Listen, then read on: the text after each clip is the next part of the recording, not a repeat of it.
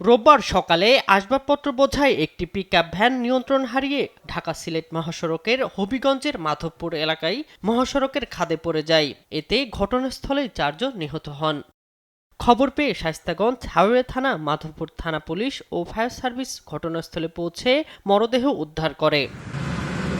এদিকে ভোর 4টার দিকে ঢাকা চট্টগ্রাম মহাসড়কের ফেনী রামপুর এলাকায় বাস, অ্যাম্বুলেন্স ও মোটরসাইকেলের ত্রিমুখী সংঘর্ষে 3 জন নিহত হয়েছে।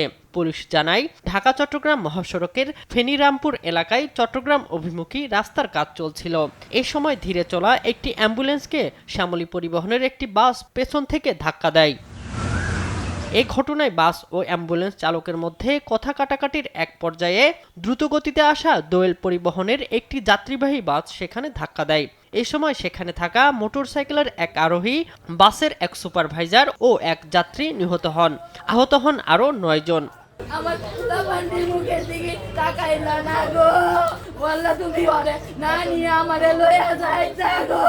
একই সময় বান্দরবানে 40 জন যাত্রী নিয়ে সৌদিয়া পরিবহনের একটি বাস ঢাকা থেকে আসার পথে জেলা সদরের বান্দরবান বিশ্ববিদ্যালয় এলাকায় পৌঁছালে নিয়ন্ত্রণ হারিয়ে খাদে পড়ে যায়। এতে বাসের ভেতরে থাকা 30 জন আহত হন। শামীম হোসেন, নিউজ ডেস্ক, দেশ টিভি।